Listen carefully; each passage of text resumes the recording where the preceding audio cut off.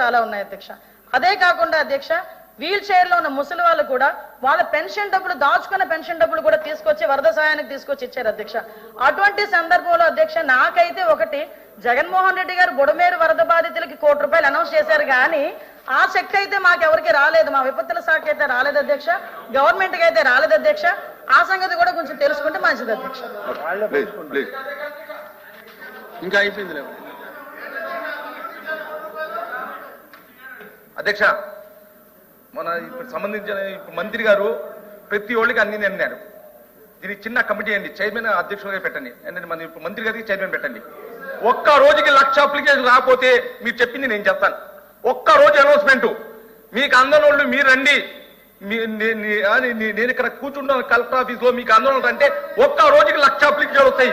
మొత్తం పచ్చి అబద్ధాలు అధ్యక్ష.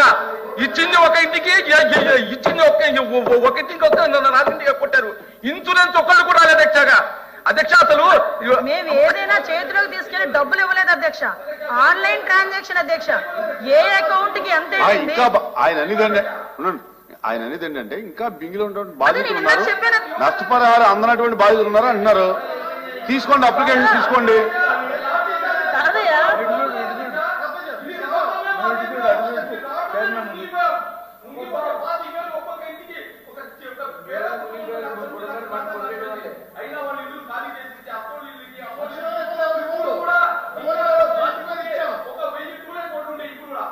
అధ్యక్ష విషయం ఏంటంటే కాదు అధ్యక్ష, నేను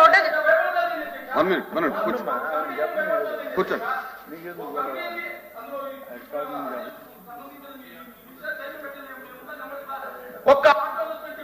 ఒక్క రోజు కంప్లైంట్ కలెక్టరేట్ ఇవ్వండి. కాదండి, కలెక్టర్ పట్టించుకోలేదు అధ్యక్ష. పట్టించో సచివాలయంలో ఫలానా వ్యక్తికి అధ్యక్ష ఇంకో మాట అధ్యక్ష. అదే మంత్రి గారు ఐఎన్పిఆర్ మంత్రి అధ్యక్ష చాలా అన్యాయంగా మాట్లాడుతున్నారు అధ్యక్ష. ఇప్పుడు 1,00,000 అప్లికేషన్ రాకపోతే ఏ చర్య తీసుకున్నా నేను సత్యవాడినా కదా. ఇప్పుడు దాకా ఆ పార్టీ కానీ లేదా ఎన్ని అప్లికేషన్లో లేదా ఎన్ని పిటిషన్లో కలెక్టర్ గారికి కానీ సబ్ కలెక్టర్ గారికి కానీ అప్పుడు చెప్పారు అధ్యక్ష, మీకు ఏదైనా ఉంటే సబ్ కలెక్టర్ గారికి సబ్మిట్ చేయమని చెప్పేసి ఎన్ని అప్లికేషన్లు సబ్మిట్ చేశారు అధ్యక్ష. అప్పుడు దాకా ఒకవేళ 1,00,000 అప్లికేషన్ వచ్చేటైతే ఇప్పుడు దాకా ఎన్ని సబ్మిట్ చేశారు? కనీసం ఒక 100, 200, 300 చెప్పని లెక్క. ఏదో మైక్ ఇచ్చారు కదా అని చెప్పేసి ఇష్టం వచ్చాడు అధ్యక్ష. నిజంగా ముఖ్యమంత్రి గారు ఎంత కేర్ తీసుకున్నారంటే మేము చూసాం అధ్యక్ష. బురద ఇళ్లలోకి వెళ్ళిపోతే మొత్తం రాష్ట్రంలో ఉన్న ఫైర్ ఇంజిన్ అన్ని తీసుకొచ్చి క్లీనింగ్ చేయించారు అధ్యక్ష. ఆ ఆడవాళ్ళు కూడా ఆశ్చర్యపోయారు అధ్యక్ష. అరే ఏంటి ఇంత ఇదిగా ఏ ప్రభుత్వం చేయలేదు, మా ఇళ్ళన్ని కూడా క్లీన్ చేస్తున్నారని చెప్పేసి అంతా పనిచేస్తే ఓకే, మేము కాదంటే అధ్యక్ష. ఏదైనా కొంతమంది ఉంటే తీసుకురండి, మీ పార్టీ తరఫున తీసుకొస్తారా లేకపోతే వాళ్ళే వచ్చి అప్లికేషన్ ఇస్తారా ఇవ్వని చెప్పండి. అంతేగాని 1,00,000 మంది రాకపోతే అని తక్కువ చేసి మాట్లాడతాం, చాలా తప్పు అధ్యక్ష అది. ప్లీజ్ రాహుల్ గారు, రాహుల్ గారు ఇప్పుడు కమిటీ కాదు, అప్లికేషన్స్ ఏమైనా ఉంటే తీసుకోండి, సబ్మిట్ చేయండి.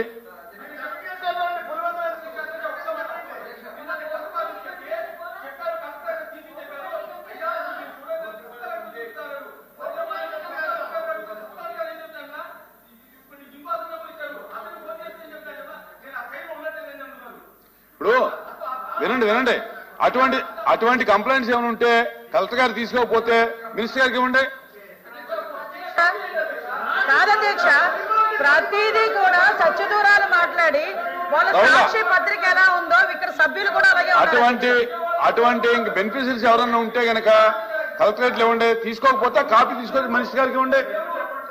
ప్లీజ్ సార్, ఇంత దారుణంగా ఒక పెద్దల సభలో కూర్చొని అధ్యక్ష, ఒక పెద్దల సభలో కూర్చొని ఇంత సత్యదూరపు మాటలు మాట్లాడడం అనేది నిజంగా వాళ్ళ తాలూకా విజ్ఞతకు వదిలేయాలి అధ్యక్ష. ఎందుకంటే ప్రతి ఒక్క బెనిఫిషరీకి కూడా బెనిఫిట్ డైరెక్ట్ గా ఆన్లైన్ లో వెళ్ళింది అధ్యక్ష. ఏ ఇంటికి ఎంత డబ్బులు వెళ్ళినాయో చెప్పమంటే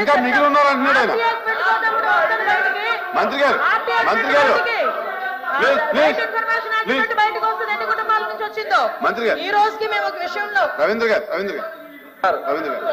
ఒకసారి ఆ వరదలు వచ్చే రోజు అధ్యక్ష, ఇప్పుడు ఆ రోజున వరదలు అధ్యక్ష ఎందువల్ల వచ్చినాయి అనేది జగమెరిగిన సత్యం అధ్యక్ష. బుడమేరు మీద మట్టి కొట్టేయటం వల్ల సార్ ఇంకా జోలికి వెళ్ళకండి సార్. ఇప్పుడు ఇంకా బెనిఫిట్ ఒకటే కదా, ఇంకా దాని గురించి మాట్లాడదాం. మెంబర్ చెప్పేది ఏంటంటే చాలా మంది